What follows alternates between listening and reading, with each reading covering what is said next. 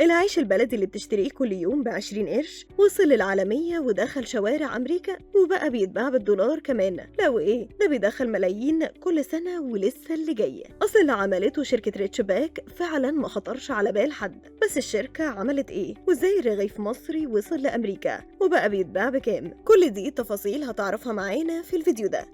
الرغيف البلدي المصري اللي احنا متعودين عليه في مصر من وقت ما نخرج من البيت ونشتريه من الفرن اللي جنب البيت وصل دلوقتي لأمريكا. بس هو ايه اللي وصله هناك أصلا؟ الفكرة بدأت في نيويورك من سنين لما المهاجرين المصريين فتحوا عربات أكل صغيرة يبيعوا كشري وفلافل وفطير وعيش بلدي. بس دلوقتي الموضوع كبر وبقى موجة كبيرة في السوق الأمريكي كله. الناس هناك بدأت تحب الأكل المصري، خصوصا الأكلات النباتية البسيطة واللي كلها مكونات طبيعية وصحية. عشان كده عملت ضجة هناك، ومع فيديوهات الحواوشي والفطير المشلتت اللي انتشرت على تيك توك وانستجرام الناس بقت تجرب الأكل المصري بشكل أكبر. عشان كده في أغسطس 2025 سلسلة تريدر جوس الأمريكية حطت على رفوفها لأول مرة عيش بلدي مصري اسمه بلدي ايجيبشن سوردو باكيت بريد، وسعره كان بس $2.59 للعبوة، يعني 121 جنيه تقريبا. العيش مكتوب عليه صنع في مصر، والمصريين والامريكان ما كانوش مصدقين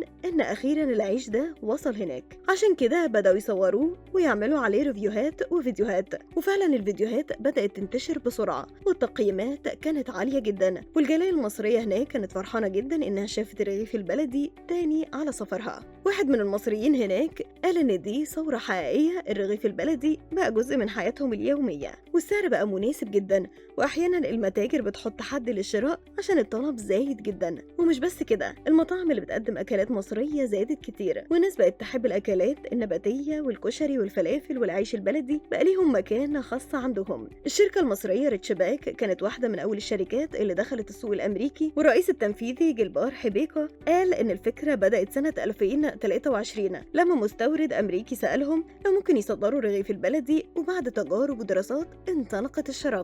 ودلوقتي الشركة بتصدر حوالي 30 كونتينر خبز بلدي شهريا، وكمان 10 كونتينر منتجات متنوعة بجانب أمريكا بيصدروا كندا والمملكة المتحدة وهولندا وألمانيا. حجم المبيعات اتضاعف في 2025 وبيتوقعوا توصل 3 أضعاف في 2026، وإجمالي المبيعات ارتفع ل 33%. وكل ده بسبب طلب الناس على الأكل المصري الأصيل واللي بيجمع بين الأصالة والحنين للمغتربين، وكمان مناسب للأكل الصحي. الشركة كمان ناوية تزود استثماراتها في 2026 ل 750 مليون جنيه، منهم نص المبلغ للتعاقد مع شركة AMF لرفع طاقة الإنتاج 20%، وكمان هيعملوا مصنع جديد في أكتوبر باستثمار 45 مليون دولار، واللي هيضاعف طاقة الإنتاج اللي عندهم دلوقتي. الموضوع كله بيوضح حاجة واحدة، الرغيف البلدي مش مجرد عيش، ده تاريخ وحضارة وأكلة الناس اليومية، ودلوقتي بقى جزء من النظام الغذائي في أمريكا. والنجاح ده فتح الباب لشركات مصرية تانية تدخل السوق العالمي.